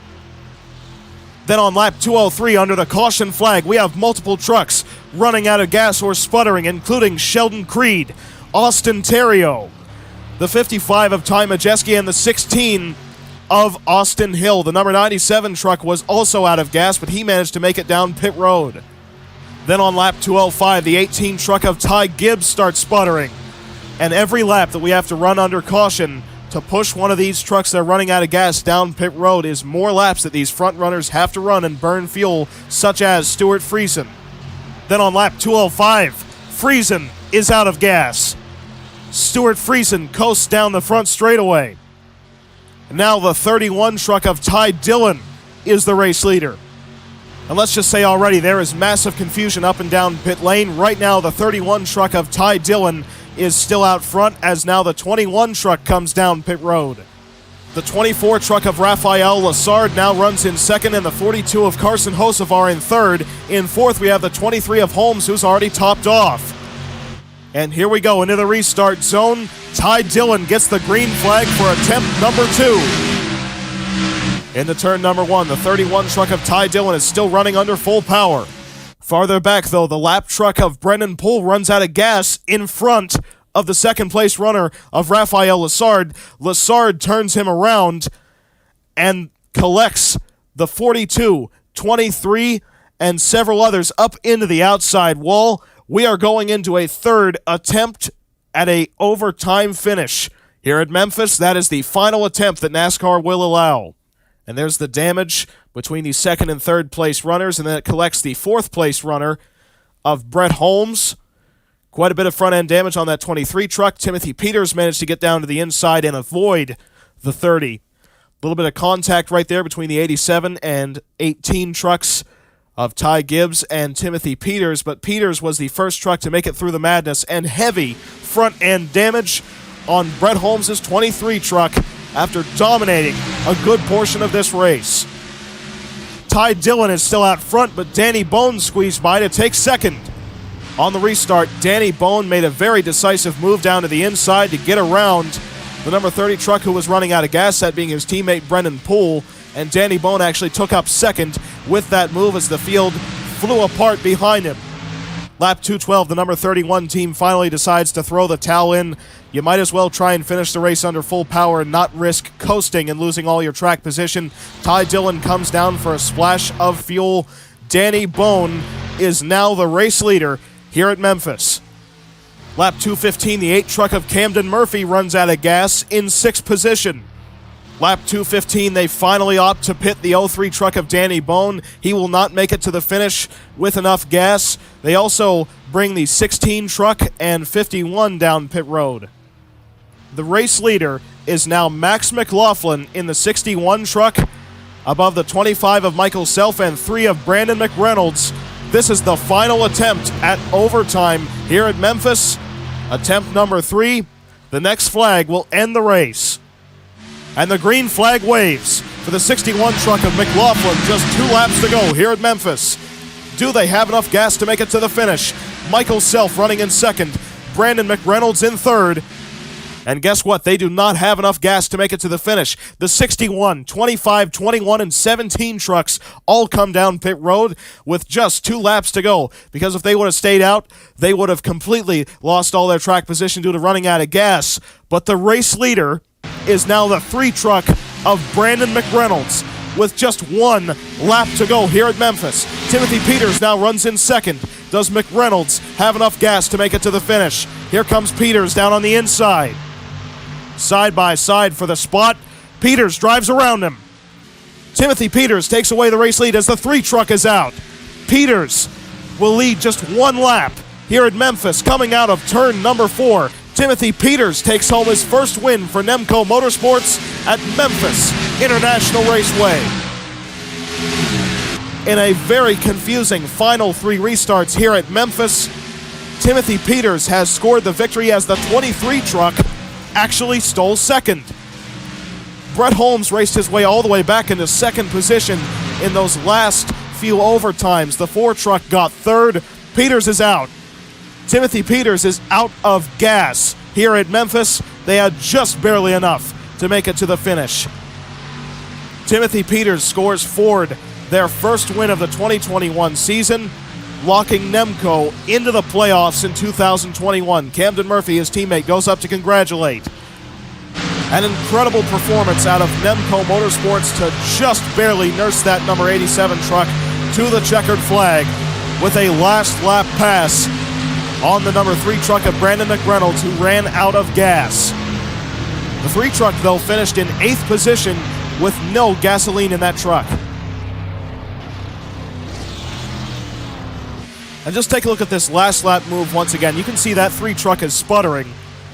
Peters gets down to his inside, takes the spot away. The 3 truck ducks on the pit road because he is completely out of gas. And here comes the 23 of Brett Holmes on the inside, taking up second off that 4 truck of John Hunter Nemechek, who just barely brought that 4 truck home in third. A good points day for Nemechek, but a huge moment for Nemco Motorsports, and Timothy Peters taking home the victory. And Timothy Peters will leave Memphis International Raceway with an extra $50,000 from Camping World and 2 races with primary sponsorship from Marcus Lemonis' companies. An incredible performance out of Nemco Motorsports here at Memphis, taking home the first win of the Triple Truck Challenge. And I can confirm from NASCAR that following this very controversial race with a tremendous amount of trucks running out of gas, that NASCAR has determined that we will only allow 1 green-white checkered at the remaining National Series races this season to keep these races from going on excessively long and running pretty much every competitor out of gas. Granted, it's still possible to run out of gas with 1 overtime, but with these 3 overtimes, we had pretty much everyone run out of gas. We only had about 9 trucks finish on the lead lap. It happens so often, but the number 87 team pulled off the right strategy, had pretty much just a half a lap extra in the tank of the 87 truck, and they pulled it off here at Memphis International Raceway. And so now in regular season point standings, with Matt Crafton DNFing during overtime and Sheldon Creed running out of gas and finishing in 24th position, the point gap is now just 5 points, separating Crafton from Creed, but Crafton still holds the point lead in that 88 truck for ThorSport. Ben Rhodes has closed the gap up to the point leader. Now just 26 points separate the top 3 runners in point standings. Then we have a tie with Christian Eckes picking up 5 spots in points up to 4th, 43 points out of the point lead, as well as Ty Gibbs being that same number back, but he picked up 2 spots in standings as well, up to 5th. Christian Eckes gets the tiebreaker with an additional win on the season.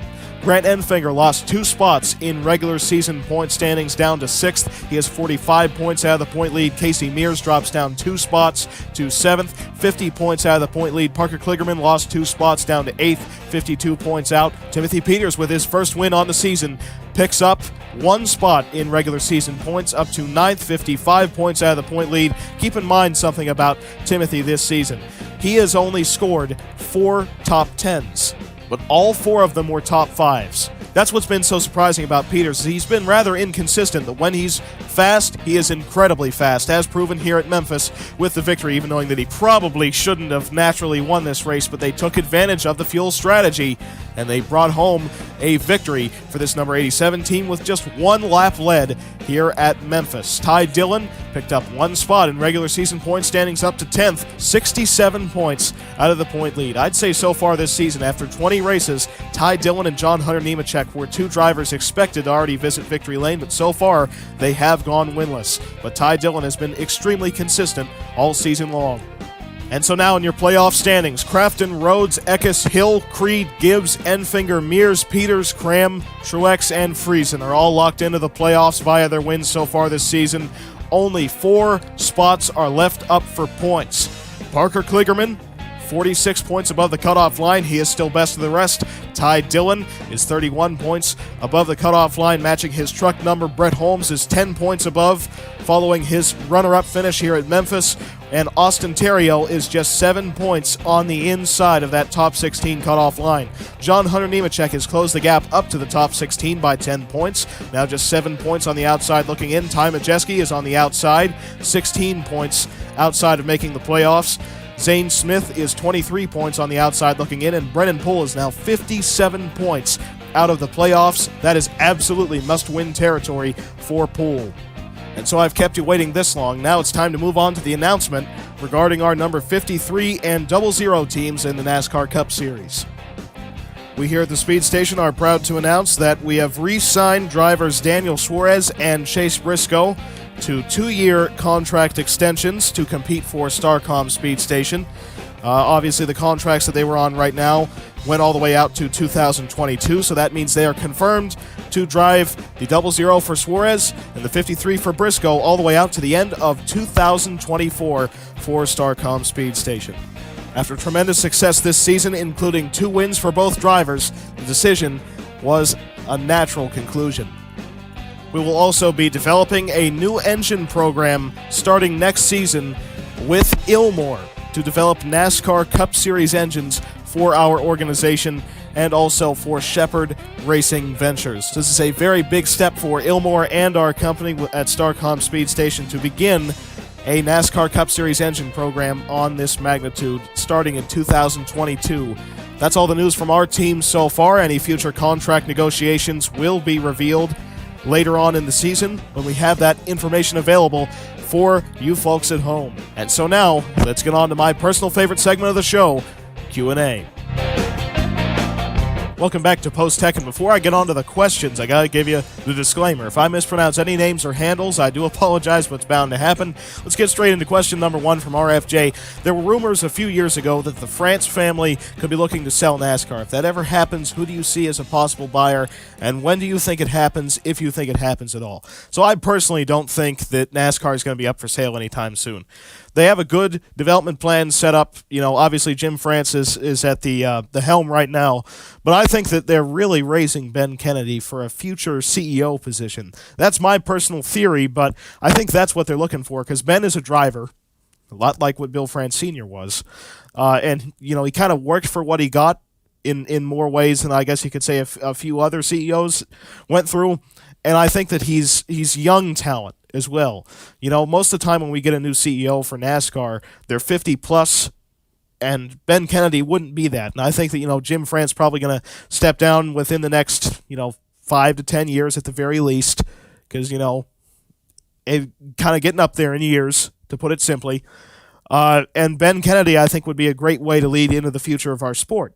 Having, a former competitor in there, a very savvy person at the helm, I personally believe that NASCAR is not up for sale, and I think that Ben Kennedy will most likely lead it in the future.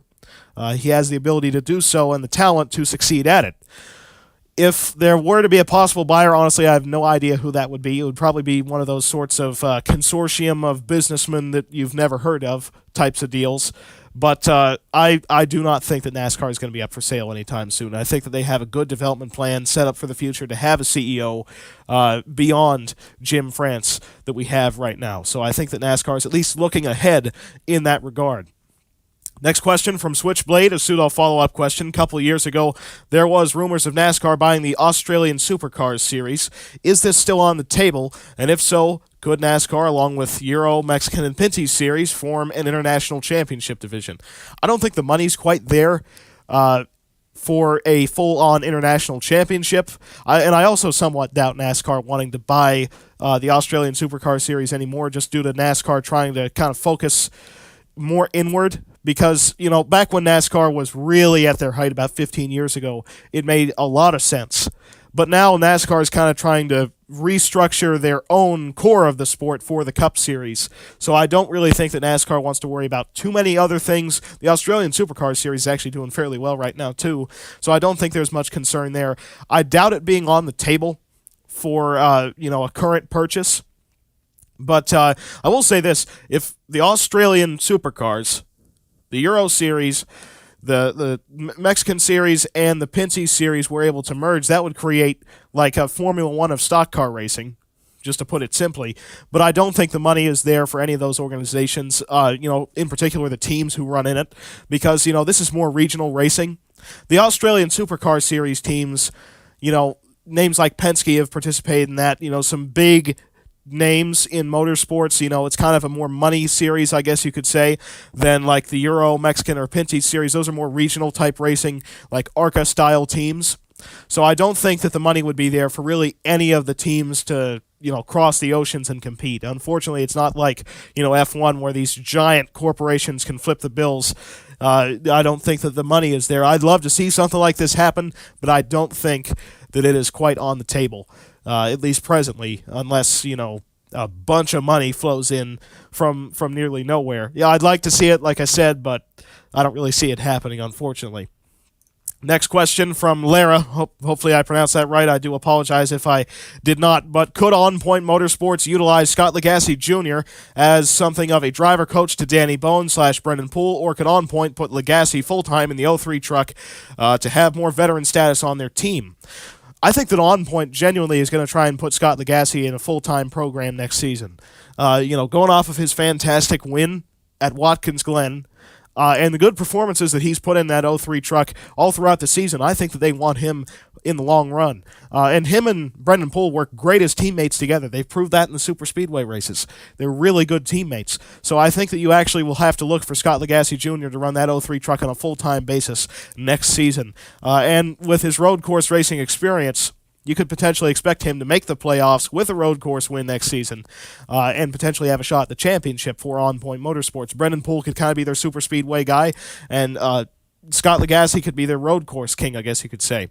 So I think that Scott Lagasse Jr., if they can pull together the sponsorship to do it, will be driving that 03 truck full-time. And that does not count out the possibility of having Danny Bone in a third part-time truck, because Danny has shown off quite well this season in that 03 truck as well. So even if they put Scott Lagasse Jr. full-time along with Brendan Poole, Danny Bone will probably at least get an opportunity to race somewhere else, even if it isn't for On Point, because he's shown a tremendous amount of speed and he's a good race car driver. So I think that all three drivers that currently run at On Point have a good future ahead of them, and On Point has got a good situation going with the drivers such as Brendan Poole and Scott Lagasse Jr. all being race-winning capable, more or less week in and week out every time they climb into those trucks. And then the other question, Timothy Peters has had, in my opinion, a rather inconsistent season so far. He's still in the playoffs as of now. But do you think that if Peters makes the playoffs, he'll begin to have more consistency for Nemco? Well, I guess you could say I accidentally outdated this question because we just got done with the race at Memphis. Timothy Peters took home that shocking victory with just one lap led during the ridiculous triple overtime. But Timothy granted that he's now made the playoffs, I do personally believe that that's the motivation that he needs to pull off some more consistent finishes. And also, Ford's trying to get that new body approved for competition starting near the playoffs. So I think that that's exactly what Nemco needs to get that organization going where they can run top 10 every single week. Because, they've inched their way towards the front. They should have probably won Dover. But now they've finally broken through with that win at Memphis. Even though they probably didn't deserve to win Memphis, they still pulled it off, and that's a playoff ticket. So I think that now with that guaranteed spot in the playoffs, as long as they can stay top 30, which should be easy enough for them, I think they're going to have a good run once the playoffs begin because that organization's going to have that sponsorship coming from Marcus Lemonis as well. At least, 2 races of that, depending on whether or not they go on and win more of the Triple Truck Challenge races. So they've got a good thing going, and they are the top Ford team right now. So I think that maybe some more manufacturer support might kick in for Nemco as well because they are the banner organization for Ford in the Camping World Truck Series. Definitely not what we expected. We were expecting LGR all the way, but Nemco has really stepped up to the plate, and I think that Timothy Peters is going to be seeing a whole lot more consistency as we continue through this season and into the playoffs with how well they've been running recently. Now, the next question from RFJ, could we see Jay Robinson make a comeback? I genuinely don't think so, unless it would be like, say, for an ARCA car or a truck or something like that. I think that Jay was satisfied with what his team was able to accomplish. Then they recently sold off to Rick Ware. But I think that Jay Robinson was satisfied with what that organization was able to accomplish, and kind of the funds just kind of wore thin at that organization. But they still performed rather well with what they were able to work with, and I think that they at least got their money's worth out of their run in NASCAR's national divisions. As you recall, they used to run with Kenny Wallace in what was then the Nationwide Series. Then they moved up to Cup later on. They had a fairly good run going, sold off to Rick Ware, as I mentioned, and I think that Jay Robinson is satisfied with how things went. But I wouldn't quite count out a comeback and say a truck series operation or something like an ARCA car or something along the lines of that. Next question from Chance 2 Electric Woogaloo. Can Daniel Ricciardo make a start in NASCAR or start a NASCAR team? I doubt the interest really being there for starting a whole organization from scratch. I just don't really see that exactly happening, but Daniel's a big-time NASCAR fan, I know that. There's, a reason he picked number 3. But I think that he is definitely due to make a start in NASCAR, whether it be for, there's a lot of rumors it could be for JRM. It'd be very interesting if it could be for Richard Childress, because I think that would kind of be his dream scenario. But I think that Daniel Ricciardo will be making a start in NASCAR some point soon, whether it be Xfinity or maybe even potentially a Cup race. But he just needs some, time, I guess you could say, some free time to be able to pull off a start in NASCAR. But he has the interest to do it, and I think that Daniel Ricciardo will be making a start at some point in the future in a NASCAR national division. Now the next question, is NASCAR thinking about adding another series? I think NASCAR can start another series and have NASCAR gain a lot from it. One idea is NASCAR starts a series similar to the Superstar Racing Experience, having legends and rising stars in one series racing equal/spec stock cars at dirt and short tracks. Another idea is reviving NASCAR's abandoned street racing plans, the left-right series, since there is high demand for street courses and there's big markets NASCAR is not testing, which is true. Revive the Speedway division to challenge IndyCar. I'm not sure if every fan knows about that, but way back in the 50s, and NASCAR tried to pull off essentially an IndyCar rival series, racing open-wheel, practically roadsters back in that era. It was dangerous as all get out, as open-wheel racing was then, but NASCAR tried to pull off a competitive division to IndyCar. I think if they would have tried it during the CART IRL split, they probably could have won the battle, just going off of NASCAR's popularity at the time. But I kind of doubt a SRX-type series happening because I think Tony and Ray kind of cornered that market. The street circuit idea, I think NASCAR might want to investigate doing like a street circuit or road course exclusive series, because you go on to say an all road course division because there's high demand for road courses. I could potentially see NASCAR going down the route of having an all road course or all street course plan. But then again, IMSA is headed by Jim France, so technically they already do that. It's kind of a very technical thing to say because it's not directly NASCAR, but I think that is kind of where that fits in. What the most important thing here is bring in an all-electric series to bring in new manufacturers. I personally believe that NASCAR is going to do that at some point, probably within the next 2 or 3 years. NASCAR is probably going to start an all-electric series because really when you think about it, they kind of have to, lest fall behind. So I think that NASCAR is definitely going to be looking at bringing in new manufacturers from an all-electric series, maybe scoring something like even Volkswagen or who knows, Tesla at this point, maybe getting stuff like that going in a NASCAR division. I think that would be a very interesting idea. And NASCAR kind of needs to get with the times with starting up an electric series or some sort of alternative fuel series. So that's where I'd put my money. Any type of like SRX type series, don't really much see that happening because of the SRX. They kind of cornered that market. A street circuit, street circuit road course type deal, that's possible because, like you said, there's a very high demand for that right now, and not all of them can fit onto the Cup Series schedule. This is an oval racing series primarily. The road courses just add some extra flavor, in my opinion. But Speedway division, I think NASCAR kind of learned the lesson back then of the dangers. I don't think they want something quite that dangerous under their banner, because even IndyCar to this day, it's a whole lot safer than it used to be, but it's still pretty darn dangerous. You can't be faint of heart and run an IndyCar. So I don't think NASCAR exactly wants to deal with that, but my money is on an all-electric series to bring in manufacturers. And you go on to say, who knows, but what I know, NASCAR could gain a lot from adding another series. NASCAR could definitely gain a lot, I believe, from an all-electric division. That's probably where they need to look forward to for a fourth national tour, if they would like to call it a national series. It might just potentially be an exhibition series, maybe just to test the market. That's what I have been hearing, that it might not even award a championship, but it will be just kind of like test races. Who really knows right now, because it's probably a few years down the road, but that's where I'm putting my money for a new NASCAR division. Next question from Cap24, will you ever add a track like the Pocono Road Course? Well, it's not really my decision to make. It's the Matoli and Igdalski families, but they've already confirmed that next season the Pocono doubleheader races will be ran at the short track on the front straightaway and a combined north and south road course layout of the Pocono Raceway. So we're not going to run the 2.5-mile tri-oval next season. We are going to be running those two layouts of the short track and road course. But yes, we will be racing Cup cars on the road course at Pocono Raceway in 2022.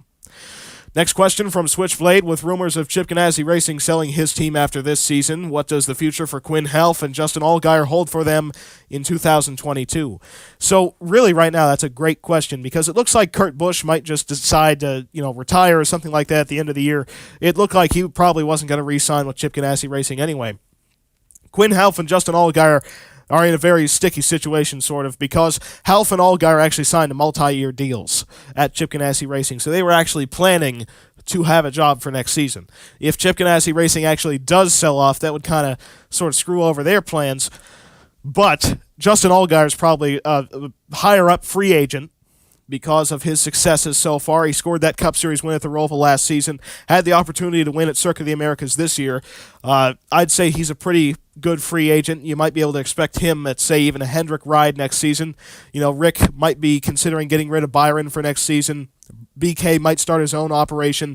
That'd leave open a spot for Justin Allgaier. Quinn Half was signed to that CGR development deal, which finally, culminated with a full-time ride at CGR this season in the 40 car. I have really no idea where he's going to end up next season, because currently there's no real teams looking like they exactly want him. He's a consistent driver, for CGR. That organization's kind of been struggling all season long. Even, Kurt Busch, who almost won the championship last year, he's in must-win territory right now, really, after consistent disappointments in the last few weeks on pit road, mainly. But Quinn Half might be a potential candidate for like a Haas ride next season. Eric Almirola looks to be leaving the 10 car. Potentially they could go for Quinn Half if they want a driver who's consistent. Only problem with Half is he really doesn't bring sponsorship. And in the modern day, sponsorship is really the most important thing. So if Half doesn't bring any sponsors, that might make the situation tough. He could potentially be a replacement for Ricky Stenhouse Jr. in the 47 car at JTG, because this is a contract year for Ricky. He's been rumored to leave the organization at the end of this season. But Quinn Half right now appears to be a free agent with no ride attached to him.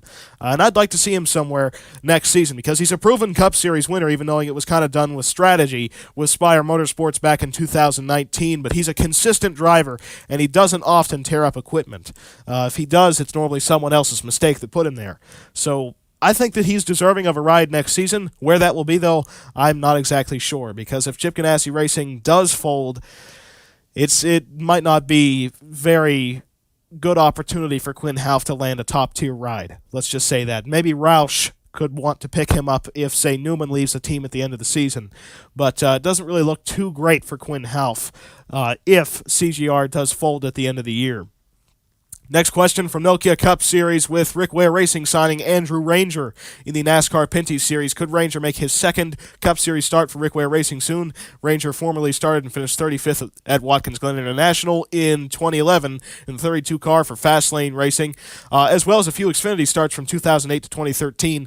Ranger was a lot of fun to watch in his Xfinity Series starts, and he's still fun in the Pinty Series, but I recall, when we'd show up to Montreal for the Xfinity races, he would always be a front runner. You could kind of say he had the home track advantage in many ways, but he's a great driver. And he proved that in those starts running against, in a lot of times, Cup Series drivers would come up to race the then Nationwide Series races at Montreal. And Ranger, if he could get that opportunity with RWR, would probably run fairly well in a Cup Series race. I'm not sure if it's going to happen this season, but in the coming season or two, I would expect Andrew Ranger to most likely get a few Cup Series starts for Rick Ware Racing because, Pietro Fittipaldi is even rumored to get a couple Cup starts for them fairly soon. So it looks like Rick Ware is willing to bring in any driver that he has from any other division into his stock car racing program. So I would say watch out for Ranger to make a couple Cup starts within at least the latter end of this season or next year. Next question from RFJ, will Dale Jr. buy RCR, and is RCR even for sale? Honestly, I doubt RC wanting to sell his organization. I've heard a lot of rumors recently about Earnhardt Jr. potentially wanting to buy the team because Jr.'s been looking at a way to get into Cup ownership. I really doubt that he's going to buy RCR. RC's been doing way too well recently. There's obviously the rumor that Austin Dillon's going to leave the organization at the end of the year, but even then, if they don't hire a replacement, they still have Kaz Gralla and Tyler Reddick, who are performing very well so far this season. Kaz Gralla with the win at Kansas, and Reddick is right on the outside of making the playoffs. So I think RCR is in good shape. I don't expect them to sell next season. Is NASCAR committed to next gen for 2022? It looks like everything was on track, but recently we've been hearing some rumors of some tests that went pretty wrong. I don't have any information on those sorts of tests, but it was apparently a sled crash test type situation like we used to do on the COT cars back before we put them into Cup Series competition. Apparently the car failed that, and we do not currently have very much information from the sanctioning body of what happened there, but it definitely didn't look too good from the rumors that I've heard on the outside. So if we can't get those problems fixed, I would say that it's entirely possible that we could delay next gen for next season. If the car ain't safe, we should not be running it. It's that simple. But I think that NASCAR might be able to get the thing up to par because obviously all this stuff is rumor right now. We're not hearing anything directly about it. But I believe that NASCAR probably will be able to get the thing up to par with what we expect out of the safety in our sport by next season. So at the moment, NASCAR is still committed. I don't know if all the teams are committed to it because this is kind of a scary situation, having a car that might potentially not be fully safe.